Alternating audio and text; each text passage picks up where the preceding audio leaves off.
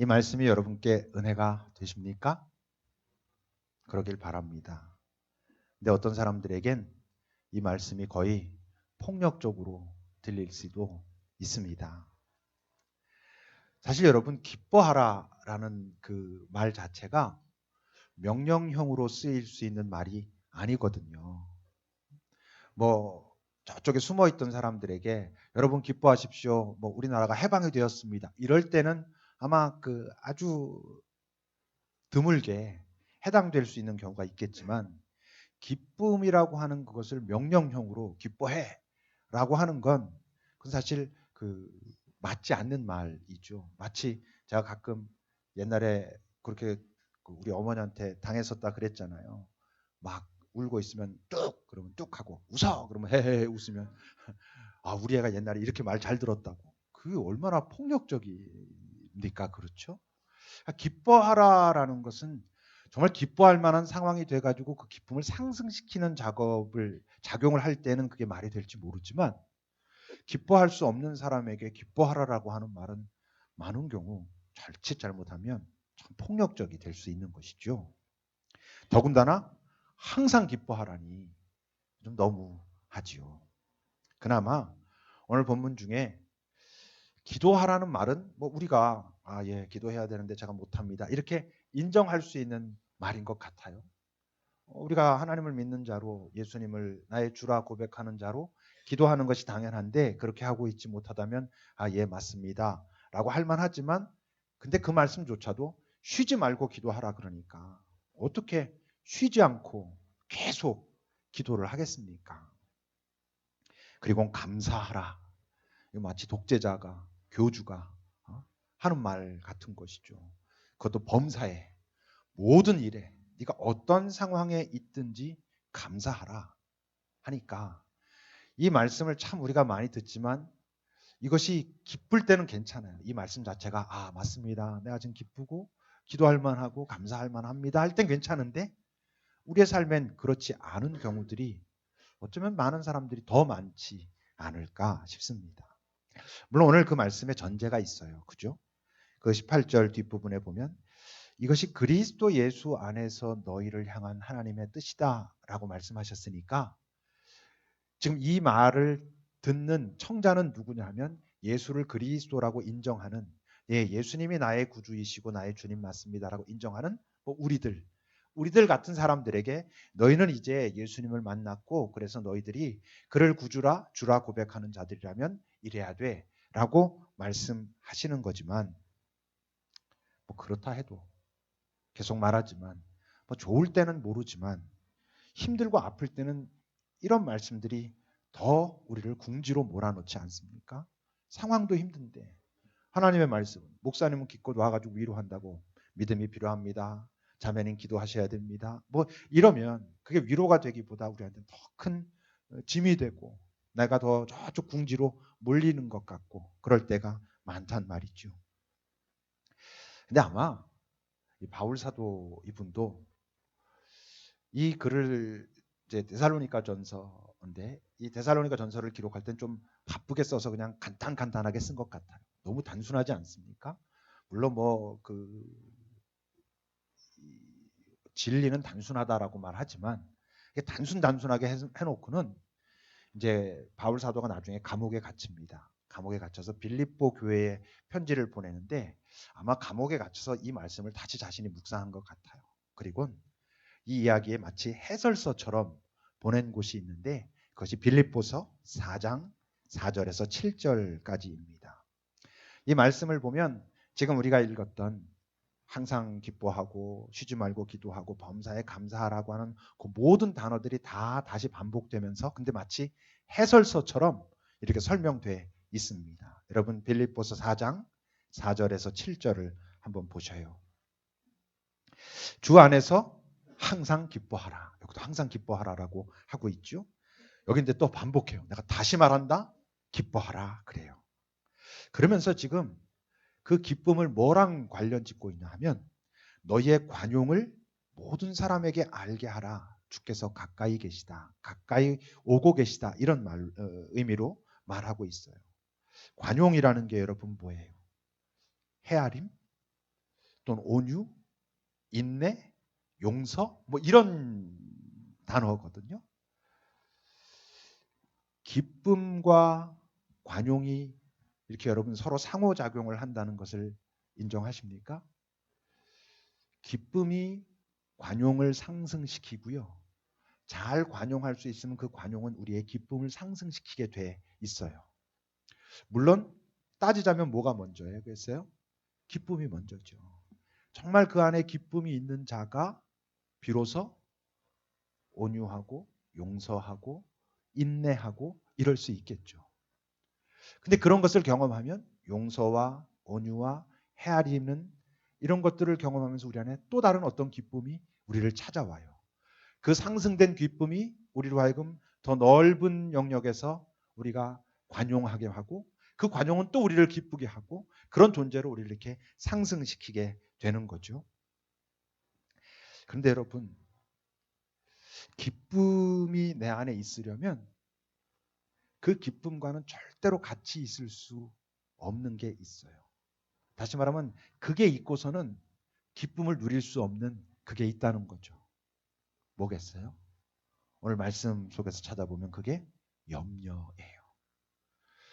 염려를 하면서 기뻐할 수 있는 사람 있으면 나와보라 그래요. 없죠. 여러분. 기쁨은 어떻게 생각하면 염려가 없는 상태보다는 조금 더 나아간 상태라고 말할 수 있지만 일단 기본적으로 무언가에 대해서 막 염려하고 아파하고 슬퍼하고 억울해하고 있는데 어떻게 기쁨이 있을 수 있겠어요? 그러니까 기쁨에 일단 몇 단계 더 뒷작업일 것 같긴 해요. 일단 염려가 없어야 기쁨으로 나아갈 수 있어요. 그래서 6절에서 빌립보서 4장 6절에서 보면 아무것도 염려하지 말라라고 이야기해요. 기쁨의 전제라는 거죠. 근데 여러분 염려라고 하는 것이 하지 않겠다라고 마음 먹으면 하지 않을 수 있습니까? 여러분 어떠신가요? 이걸 우리가 정확하게 빨리 딱 이제 깨달아야 되는데 여러분 염려는요. 하지 않고자 하면 하지 않을 수 있습니다. 말이 안 되는 것 같죠? 우리가 염려에 쏟는 에너지가 있어요. 뭔가 이렇게 염려는 여러분 우리의 생각이에요. 이 염려라고 하는 생각은 염려를 한 3시간쯤 했더니 그 염려가 없어졌다. 이런 법은 없어요. 여러분 염려를 통해 가지고 그 염려를 해결해 보신 적이 있습니까? 이 세상 아무도 염려라고 하는 생각은 부정적으로 확장되게 돼 있는 생각이에요. 염려, 두려움 이것은 하나님께로부터 오는 것이 아니에요. 그것은 어두운 쪽에서 오는 생각이에요. 우리 안에 주입되는 것이고 우리가 익숙해져 있는 생각이에요. 염려를 아무리 해도 그 염려할 만한 상황은 해결되지 않아요. 예수님이 뭐라 그러셨어요? 너희들이 염려한다고 머리카락 조금이라도 자라게 할 수 있느냐라고 말씀하셨어요. 그 말씀 무슨 소리냐면 염려는 너희의 인생에서 아무런 소용이 없어. 쓸모없는 것이다 라고 말씀하고 계신 것이죠. 무슨 얘기냐면 염려는 일어나는 것이죠. 염려를 하자 시작 이런 법은 없잖아요. 그죠? 어떤 상황 속에서 우리 안에 염려는 일어나요. 염려가 올라왔어요. 아, 이거 어떡하지? 성경에서 우리에게 말씀하시는 염려하지 말라, 두려워하지 말라 이것은 전부 그 올라온 것을 올라오지 않게 하라는 것은 아니에요. 염려가 올라왔어요. 아, 이걸 어떡하지? 라고 하는 그 어떡하지에 나를 그냥 방치해 두지 말라는 거예요. 어떡하지? 어떡하지? 어떡하지? 하면서 여러분들의 경험을 잘 떠올려 보세요. 그 어떡하지가 점점 어떻게 돼요? 도저히 어떡할 수 없는 여러 상황들이 실제로는 벌어지지도 않은 상황들이 점점 꼬리를 물고 그래가지고 점점 나를 저 수렁에 빠뜨리게 돼 있어요. 성경이 염려하지 말고라고 우리에게 말하는 것은 네 안에 염려할 만한 상황이 벌어지고 그래서 네 안에 염려의 마음이 올라왔을 때 그 어떡하지 아이고 어떻게도 할 수 없어 라는 데 방치하지 말고 뭘 하라 그러고 있냐면 기도를 하라 그랬어요. 여러분 염려하고 기도하고 다른데 비슷하기도 해요. 여러분 염려하는 것하고 기도하는 것하고 비슷하지만 다른데 그게 뭐냐 하면 염려는 해도 소용이 없어요. 근데 염려할 만한 상황에서 기도를 해도 소용이 없어 보여요. 여러분 염려할 만한 상황에서 기도 딱 하면 기도하는 순간 탁탁 문제가 해결되면 그건 뭐 인생 염려할 필요가 없죠. 염려 자체가 올라올 필요가 없죠. 아 요거 3번 쓰면 돼, 4번 쓰면 돼, 요거 하나님 기도하면 돼. 딱딱 되면 뭐 정말 염려하겠어요. 염려할 만한 상황에서 기도해도요. 기도하는 게 별로 소용이 없어 보여요. 그런 점에서 염려 그냥 하는 거랑 비슷하죠. 근데 염려는 소용없는 게 명확해요. 기도는 소용이 없어 보여요. 우리가 그렇게 상황이 당장 변하지 않으니까 그렇다는 것이죠.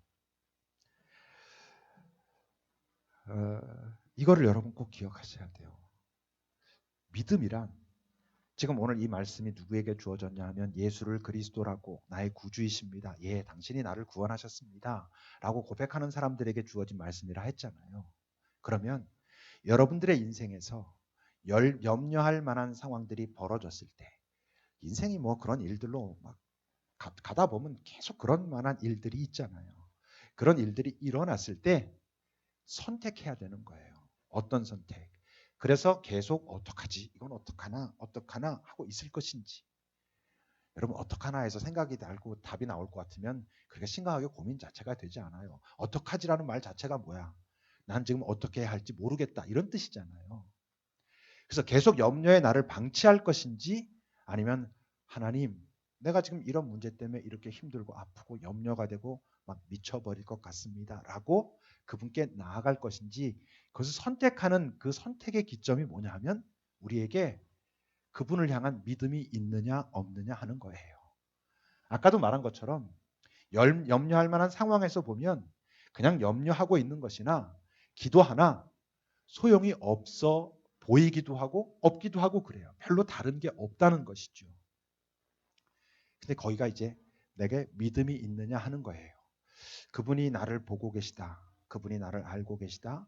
그분이 선하시다. 그분이 능력이 있다라는 것을 내가 믿을 것이냐. 그것을 믿는 자만 기도하죠. 소용이 없어 보임에도 불구하고 당장 어떤 변화가 일어나지 않음에도 불구하고 기도한다는 건 그분에 대한 정도의 차이는 있지만 믿음이 있는 자만 가능한 것이라고 하는 거지요. 그래서 여러분 베드로전서 5장 7절에서 뭐라고 베드로 사도가 우리에게 전하고 있지요? 여러분 같이 읽어보십시오. 기억하십시오. 함께 읽겠습니다. 너희 염려를 다 주께 맡기라. 이는 그가 너희를 돌보심이라. 믿는 자는 이렇게 할지어다. 뭐 이런 거예요. 들을 귀 있는 자는 들을지어다 라고 말씀하시는 거예요. 계속 말하지만 염려를 주께 맡겨도 소용없는 것처럼 보일 수 있어요.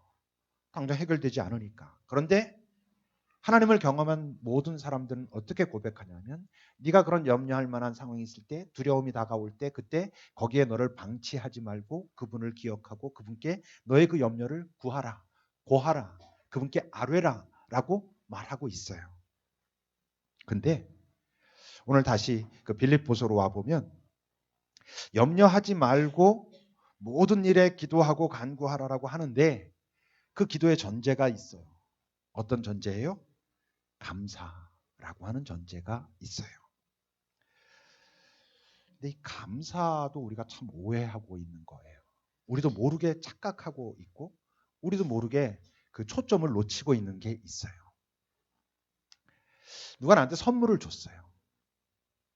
그때 여러분 우리는 나한테 선물 준 사람한테 아 감사합니다 그래요. 누가 내가 되게 어려움에 있었는데 나를 도와줬어요. 그 사람한테 감사합니다 그래요 우리는. 그런데 우리도 모르는 사이에 우린 사실은 무엇에 대해서 감사하고 있냐면 나에게 선물을 준 사람, 나에게 도움을 준 사람에게 감사하고 있는 게 아니고 그 선물을 감사하고 있어요. 내가 그 사람이 이렇게 도와줘서 문제가 해결됐다는 것이 감사한 거예요. 이게 어떤 차이가 있는 줄 알아요? 선물이 감사하면 얼마 지나지 않아 어떻게 되겠어요? 시들해져요. 그게 익숙해지거든요. 문제가 있었어요. 그 문제를 푸는데 저 사람이 도와줬어요. 도와줘서 고마웠어요. 어휴 살았다 했어요. 근데 시간 지나가면 이거는 익숙한 상황이 돼 버려요. 근데 감사는 누구에게 하는 거예요? 선물에 하는 게 아니잖아요. 도와준 상황에 하는 게 아니라 나를 도와준 그 사람에게, 그 분에게 하는 거잖아요. 그거를 잘 기억하고 있으면 내가 어떤 그 감사의 경험들, 감사의 기억들을 통해서 아니면 감사의 그 상황들을 통해서 우리는 내가 가지게 된 선물, 내가 풀린 상황 때문에 안도하는 것을 넘어서 나에게 감사의 거리를 주신 그분과의 관계가 깊어지게 돼 있어요. 제가요, 가끔 섭섭할 때가 있어요. 뭐냐면 제가 쟤한테 많은 거 많이 도와줬거든. 많이 힘들고 어려울 때 같이도 했고 어떤 때 내가 뭐 이렇게 했고 그랬거든요. 근데 어쩌다 내가 잠깐 소홀하거나 그러면 나한테 엄청 섭섭해해요. 그 사람은 뭘 다 잊었냐 하면 내가 그 사람과 맺었던 그 관계와 내가 이렇게 나름 어쨌건 제 입장에서 보면 했던 걸 다 잊은 거예요. 그러니까 내가 10번 잘해줬는데 한 번 잘못하면 그 사람은 나한테 되게 섭섭하대요. 왜 그렇겠어요? 10번 잘해주세요. 10번 다 감사했어요. 근데 뭘 감사했어요? 그렇게 한 그것이 감사했어요. 나에게 감사한 게 아니야. 나랑 관계가 깊어져 있는 게 아니야. 그래서 나의 한 번의 섭섭함도 그 섭섭함 자체가 나와의 관계에, 섭섭함은 또 나와 관계를 맺게 돼요. 우리가 많이 그래요. 여러분, 하나님께서 여러분들에게 베푸신 은혜가 있어요. 성경은 우리에게 그래서 아주 자주 하는 말이 있어요. 기억하라 라는 거예요. 뭘 기억해? 그분께서 내게 행하신 것을 기억하라. 네가 그 종되었던 자리에서 건져내신 여호와를 기억하라 라고 말해요. 감사할 것은 네가 거기서 나온 게 아니라 그렇게 나오게 하신 그분께 감사하는 것이잖아요. 근데 우리는 거기서 빠져나온 것이 그냥 감사한 거예요. 그러다 어느 날 다시 수렁에 빠지면 그 감사는 없어져요. 관계가 맺어져 있지 않기 때문에 그래요. 성경에서 우리에게 감사함으로 그분께 기도하라라는 것은 자칫 잘못하면 이거를 이렇게 해석하는 사람들이 있어요. 네가 기도하면 이미 하나님께서 들어주실 테니까 들어주실 거라고 믿고 감사하면서 기도하라. 아니에요. 기도는 관철의 도구가 아닌 거예요. 감사함으로 그분께 기도하라는 건 네가 기도하는 대로 네가 지금 그 원하는 대로 다 될 거라고 믿고 감사하고가 아니고 그분이 어떤 분이신지를 기억하면서 그분의 선함과 그분의 사랑과 그분의 능력을 기억하면서 다시 말하면 네가 예수를 믿었다면 네가 그분을 믿고 그분과 만남을 통해서 그동안 네 안에 하나님 감사합니다. 하나님 내가 이런 은혜 속에 있습니다라고 했던 그것들을 그런 상황들 속에서 그분과 맺었던 그 관계를 기억하면서 기도하라는 거예요. 그렇게 기도하는 자들에게 이제 시작되는 게 당장은 소용없어 보이지만 그가 가지고 있는 기억들이 있어요. 어떤 기억들이 있어요, 여러분? 지금까지 여러분들 살아오다 보면 여러분들 뜻대로 되지 않았는데 하나님께서 나를 이렇게 지키셔서 내가 살았구나 이런 기억은 없어요? 다 여러분들이 기도한 대로 이루어진 기억들만 있어요? 아니잖아요. 근데도 오늘 내가 딱 현재 이 상황에 있으면 이 상황은 해결되지 않으면 안 될 것 같은 그런 우리가 압박감을 가지고 살고 있어요. 왜 그래요? 그분께 대한 감사가 없기 때문에 그래요. 감사의 관계가 제대로 맺어져 있지 않기 때문에 그런 거예요. 그래서 감사가 지속되지 않아요, 잘. 그런데 그걸 인정한다 그래도요. 아무리 좋은 기억이 있고 맞아 그분이 내게 되게 감사한 분이야 라는 기억이 있다 해도 어떤 땐 감사할 수가 없을 수도 있죠. 지금 세월호 부모님들까지 가지 않아도 내 삶에서 그동안 하나님의 은혜를 가지고 은혜를 속에서 살았고 이래서 참 감사했고라고 하는 기억이 있어도 어떤 상황에 있을 땐 도저히 감사가 되지 않고 그분을 신뢰하기가 너무 어렵고 이럴 수 있잖아요. 그죠? 도저히 암만 하나님께서 나를 그동안 그러셨어도 이거는 도저히 못 살겠습니다 할 수 있잖아요. 그죠? 그럴 땐 어떻게 해요? 우리가 하나님을 의지하고 하나님을 인정한다라고 하는 것에서도 오해가 있어요. 하나님을 인정하고 하나님을 의지하는 아주 중요한 증거 중에 하나가 뭐냐 하면 미칠 것 같고 그분이 너무 싫고 밉고 나를 사랑하지 않는 것 같을 때에도 딴 데 가지 않고 그분 앞에서 그분께 따지는 거죠. 그게 여러분 우리가 그분을 인정하고 의지한다는 굉장히 중요한 표지 아니겠어요? 어떤 사람이 뭐 김송이가 나를 정말 인정하고 좋아해. 나를 사랑해. 아, 목사님이 나한테 그런 많은 사랑을 베푸셨다는 걸 저 사람이 알아. 그게 진짜야. 근데 어느 날 정말 목사님한테 너무나 섭섭해. 그랬을 때, 아, 나 이제 저 인간이랑 끝이야. 하는 건 그동안 나에게 가지고 있었던 사랑 또는 뭐 감사했다고 하는 마음들이 별것이 아니거나 거짓이거나 이렇다는 뜻이죠. 그게 진짜라면 어떻겠어요? 목사님 이러면 안 되죠. 목사님 나한테 왜 그래요? 라고 나한테 끝까지 따져야죠. 내 앞에서 나한테 따져야지. 병욱이한테 가서 목사님 욕하지 말고 나한테 와서 나한테 말해야지. 와, 우리 목사님 진짜 이상하지 않냐? 뭐 이딴 소리 하고 다니지 않고 나한테 와서 목사님 저 진짜 섭섭하다고요. 라고 하는 게 나를 진짜 사랑하는 거지. 아, 목사님이 나를 사랑하셨다라는 것을 인정하는 거지. 여러분, 우리가 하나님께 대해서 가지고 있는 그 왜곡이 그런 거예요. 사실 사단이 우리를 자꾸 그걸 헷갈리게 만드는 것이죠.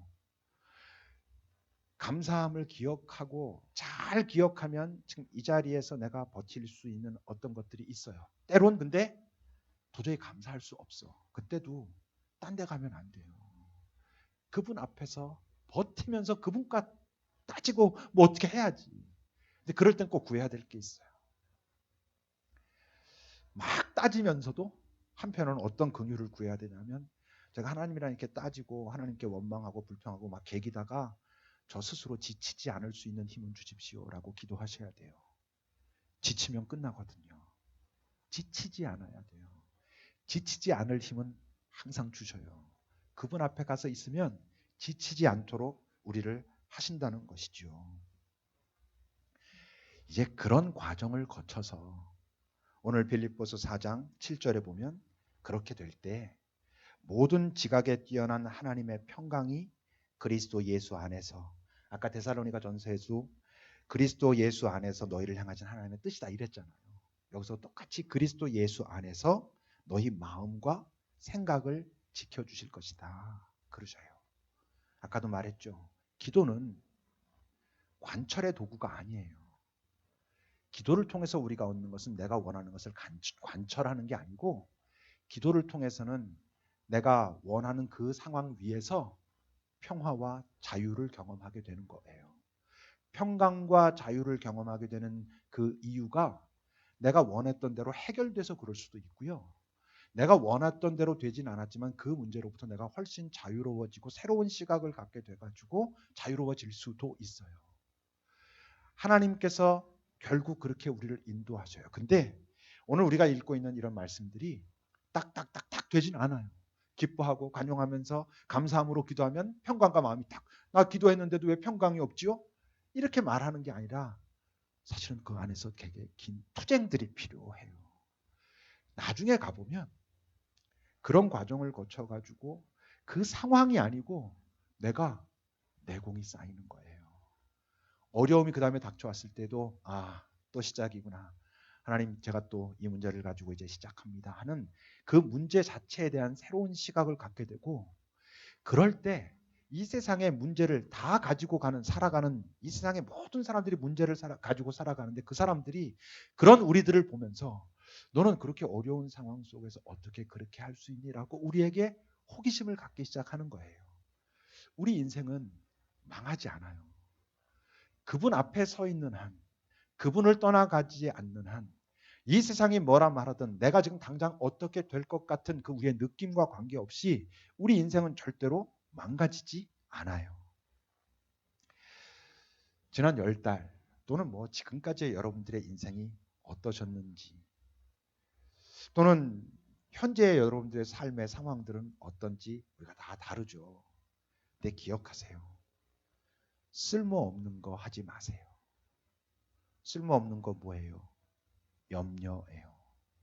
후회예요. 이건 아무 쓸모가 없어요. 후회하고 염려해서 1%라도 해결된다면 하세요. 후회하고 염려해서 해결된 경험들이 있으세요? 없어요. 그건 사단으로부터 오는 거예요. 어두운 쪽에서 오는 거예요. 우리를 자꾸 염려하고 후회하게 만들어서 그 문제에 빠져들게 하는 거예요. 정신을 똑바로 차리셔야 돼요. 쓸모없는 거 하지 마세요. 쓸모 있는 걸 하세요. 쓸모 있는 게 뭐예요? 그분을 기억하면서 여러분들이 예수를 그리스도라고 고백하는 사람들인 게 맞다면 그분을 잘 살펴보면요. 사랑은 오래 바라보는 거라 그러잖아요. 오랫동안 그분을 가만히 바라보고 그분이 내게 누구지? 나는 그분께 누구지를 가만히 바라보면 우리 인생은요. 이런 고백을 하는 순간이 있을 수 있어요.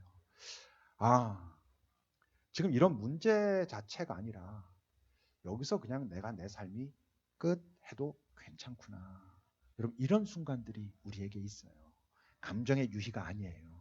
그분을 깊이 바라볼수록 그분이 누구이신지 내가 점점 올바로 자각될수록 그 인식은 아주 분명해지게 돼 있어요. 주님, 당신이 내게 선하신 분입니다. 이미 내 인생의 가장 본질의 문제를 해결하셨고 그래서 이 상황이 사실 난 이렇게 되길 원하지만 그것과 관계없이도 당신은 내게 선한 분이 맞군요. 이게 그분을 기억하는 것이고 다시 말하면 감사함으로 그분께 나아가서 기도하라는 것은 그 마음가짐으로 나가서 기도하라는 거예요. 그렇게 기도하면서 그다음에 어떻게 해야 돼? 기다리는 거죠. 기다리는 건 가만히 널브러져 있는 게 아니라 현재 오늘 우리가 살아야 될 삶의 자리들이 있어요. 그 자리를 또 살아내는 거예요. 그 자리를 살아내면서 내가 너무 말이 안 되는 것 같지만 베풀 수 있는 관용이 있어요. 내 옆에 있는 사람들도 있고 더 정확하게 더 먼저는 나 자신에게 좀 관용해야 돼요. 많은 사람들이 염려하고 후회하면서 빠지는 가장 깊은 수렁 중에 하나가 자기 자신을 싫어하게 된다는 거예요. 자기 자신을 한심하게 여기기 시작한다는 거예요. 나는 왜 이러지? 뭐 이런 쪽으로 자꾸 빠져드는 거예요. 여러분들 자신에게 관용을 베풀 줄 알아야 돼요. 괜찮아. 나 자신에게 좀 온유하고 나 자신을 용서하고 이런 작업들이 여러분 필요해요. 그러면서 오늘을 살아요. 그때 어떤 순간 그 마음이 진심이면 여러분들이 알지 못한 어떤 순간 이게 왜 이전보다 나를 덜 괴롭히지? 하는 순간이 진짜 와요. 상황이 조금씩 해결돼서 그럴 수도 있고요. 상황은 그대로 있는데 그 문제가 이전보다 훨씬 작게 보이고 내가 안전하다는 느낌이 분명해지고 그건 어디서 오겠어요? 성령께서 내게 주시는 마음이에요. 사단은 내게 염려와 두려움과 공포를 가지게 해요. 자꾸 생각을 해서 더 나빠지는 쪽으로 나를 몰아가요. 성령은 내게 위로하세요. 나를 일어서게 하세요. 그 상황을 주님의 시각으로 바라보게 하세요. 안 죽겠구나 하게 하셔요. 이 세상은요. 지금 빨리 이거 안 되면 너 큰일 나. 지금 막 그러잖아요. 지금 이 땅의 젊은이들이 고통스러워하는 게 실제로는 쟤네들 저렇게 하고 있어도 안 죽거든요. 근데 꼭 죽을 것 같은 그런 분위기를 조장해가지고 노예로 만들어가는 작업들을 의식해가지고 노예로 만들어야지 이러지 않으면서도 이 세상을 주관하고 있는 어떤 세력들이 그렇게 지금 움직여가고 있어요. 정신을 차리지 않으면 다 염려하죠. 여러분 인생에서 염려할 만한 상황이 없는 사람이 있어요? 나는 지금까지 염려할 만한 상황이 없고 지금도 한 개도 없어. 그런 사람 정말 있어요? 아니에요. 그거 완전 좀 이상하게 된 거예요. 정신 이제 너무 염려할 게 많아서 이렇게 된 거예요. 근데 그 상황 속에서 염려할 것인가? 기도할 것인가? 기도의 대상에 대한 내 기억을 잘 기억하면서 그분께 나아갈 것인가를 선택하는 게 식별이에요. 그게 사단이 제일 싫어하는 지점이 바로 그 지점이고 우리가 그거를 살아내야 그리스도 예수 안에서 모든 지각에 뛰어난 하나님의 평강이 내 안의 생각과 마음을 지킨다는 게 이런 거구나라는 것을 경험하면서 살아갈 수 있어요. 찬양 같이 좀 할 건데요. 첫 번째 부를 찬양은 주 보좌로부터 물이 흘러 닿는 것마다 새로워지네. 이런 가사를 담고 있는 거예요. 여기 띄워줘 보세요. 가사를 좀. 저는 이 찬양을 준비하고 부르면서 이런 생각을 했어요. 주 보좌로부터 물이 흘러서 닿는 것마다 분명히 새로워지는데 무엇보다 주 보좌로부터 흘러온 그 물이 내 마음에 닿게 하소서. 그래서 내 마음을 새롭게 하소서. 이런 마음으로 여러분 이 찬양을 불러보세요. 그 다음 가사를 보면 골짜기를 지나 들판으로 점점 골짜기도 있고 뭐 이렇게 했는데 생수의 강물이 흘러오는데 다시 내 마음까지 닿게 하소서라고 하는 마음으로 여러분 이 찬양을 불러보세요. 그래서 주님의 강이 그 흘러온 내 마음에 닿은 강이 점점 내게 즐거움을 주고 그것이 나를 춤추게 하고 그것이 나를 새롭게 하고 그래서 결국 어떻게? 기쁨으로 충만케 되게. 오늘 우리가 읽은 말씀처럼 항상 기뻐하라는 것이 이런 거구나 라는 경험은 여러분들의 상황에 문제가 없고 기뻐할 만한 상황이 벌어졌을 때가 아니라 주님의 강이 내 마음을 적시고 그분으로 인해서 내가 안전하다는 것이 분명해질 때 어떤 상황 속에서도 우리가 이 기쁨은 놓치지 않는 거예요. 이런 마음으로 여러분들이 이 찬양을 함께 하실 수 있기를 바랍니다. 하나님, 이 바쁘고 복잡하고 혼란케 하는 세상 속에 살아가는 우리는 가장 실체이신 하나님이 허상 같고 내 그저 눈앞에 보이는 현실이라 말하는 이 상황들이 영원할 것 같고 이게 다 실체인 것 같습니다.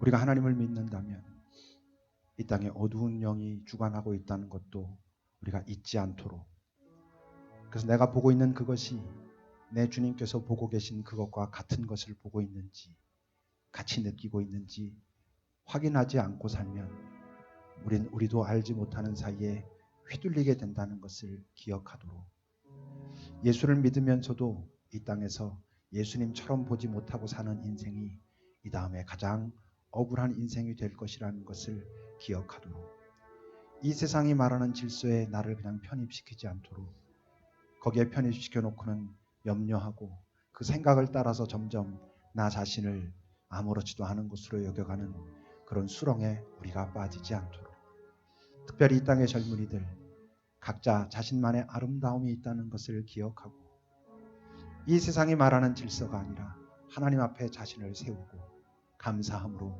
하나님 앞에 구함으로 무엇보다 먼저 하나님께서 주시는 그 평강을 마음에 담고 다시 자기 자신을 세상에서의 자기의 삶의 자리를 바라볼 수 있는 그 은총을 주옵소서. 여기는 많은 부모들이 자식들, 자녀들을 가르칠 때에도 내가 지금 주님의 마음으로 주께서 내게 맡기신 이 귀한 영혼들을 섬기고 있는가를 확인하며 그들과 함께 살아가도록 지키시고, 주님 이 땅을 고치시며 이 땅에 개입하시며 이 땅에 정말 아프고 슬픈 자들을 위하여 주께서 보내신 막대기와 지팡이로 우리가 무엇을 감당할 수 있는가 찾고 시도하는 우리가 되게 하소서. 하나님, 오늘 예배가 남아있는 우리의 인생의 첫 순간인 것을 압니다.